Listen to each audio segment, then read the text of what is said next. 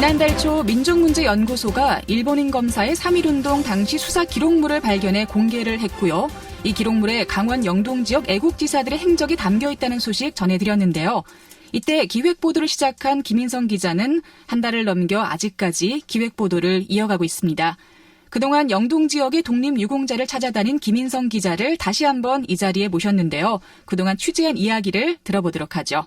자, 저희 MBC 강원 영동 김인성 기자 나와주셨습니다. 안녕하십니까? 네, 안녕하세요. 네. 일본인 검사의 수사 기록물에서 시작한 이번 기획보도가 이제 어느새 영동 지역 독립유공자를 찾는 일도 추가가 된 것 같습니다. 네, 일단 일제강점기에 영동 지역을 관할하던 법원이 함흥에 있어서 독립유공자에 대한 자료가 적다는 얘기까지는 저희가 한 달 전에 들었고요. 영동 지역 독립유공자 수가 다른 지역에 비해서 그렇게 적은 편인가요? 네, 한 달 전부터 시작한 이번 보도가 지금 한 달 넘겨가고 있고 8곡지, 9곡지까지 가고 있는데요. 이 얘기는 하려면 한도 끝도 없는 것 같아요. 제가 취재를 처음에 시작했을 때 과연 영동 지역에는 이렇게 독립운동 흔적이 없을까, 정말 없었을까, 여기에서 궁금증이 시작돼서 시작을 했는데요. 지금 말씀하신 것처럼 독립유공자 수가 정말 적습니다. 그 이유는 독립운동을 안 했다라기보다는 네. 독립운동을 했다는 증거를 명확하게 제시하기가 어려운 상황이라는 걸 지금 계속 뉴스를 통해서 보도해드리고 있는데요.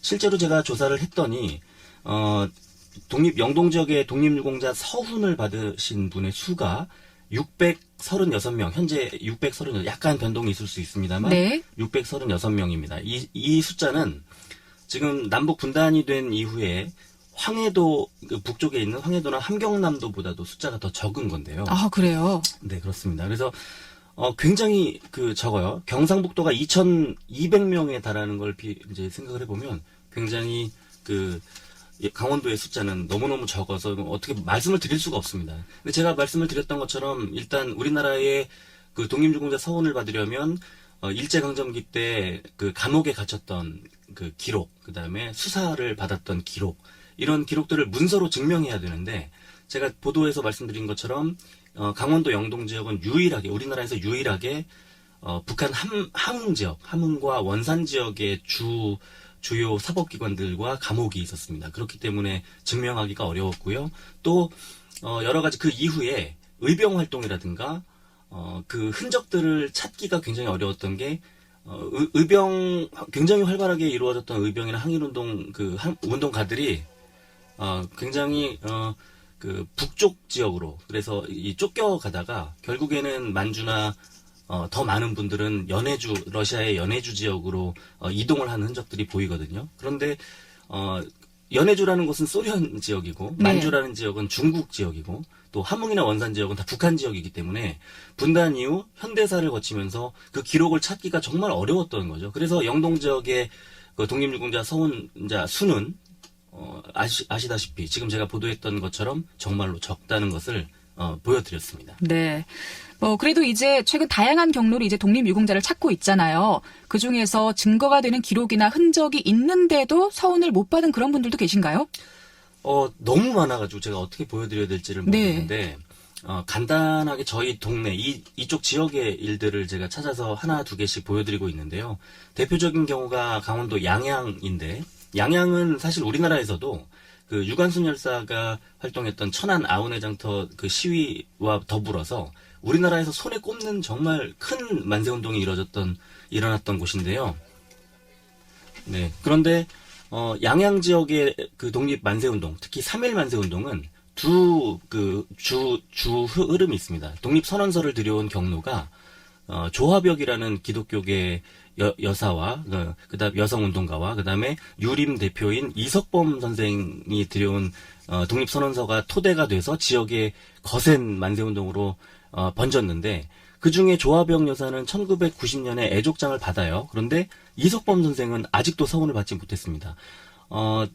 가족들이 4차례 서훈 신청을 했는데, 그때 당시에, 만세운동이 일어나기 전에 당시 면장을 했었던 기록이 있었고, 그 다음에, 일제로부터 어업권을 받았다라고 하는 이제 얘기가 있는데, 이게 사실은, 만세운동이 일어나기 전에 유림이었기 때문에, 일제로부터 국권 침탈당하던 그 시기 직후에 받았던 것들이 이어진 거거든요. 그래서 그런 것들이 사실 서훈과 직접적인 연관이 있느냐 없느냐 이걸 따지기 굉장히 어려운데 어쨌든 규정이 굉장히 강하게 적용이 되면서 받지 못한 게 있었고요. 또 현북면 기사문리에 있는 만세고개 현재 그 충원비 서 있는 그 만세고개에 이름이 잘못 올라간 분이 있습니다. 그러면 네. 그러면 그분은 서훈을 받았지만 서훈을 받지 못했는데요. 근데 이름이 잘못 올라가서 못 받은 분, 그러니까 초기에 서훈자 조사를 하는 과정이 허술하게 진행이 됐다는 얘기가 있고, 그다음에 저희가 지금 취재는 했고 아직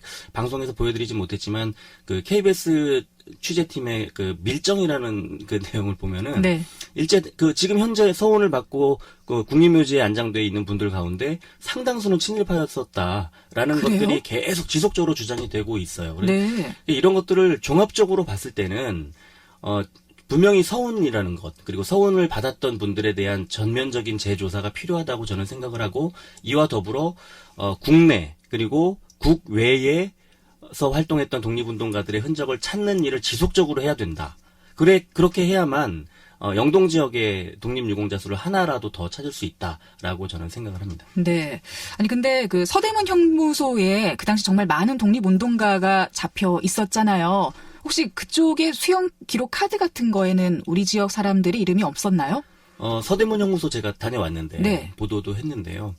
수용 기록 카드에 생각보다 상세하게 나와 있습니다. 그런데 그 당시에 본적지를 가지고 명확한 주소를 찾아내는 게 쉬운 일은 아닙니다.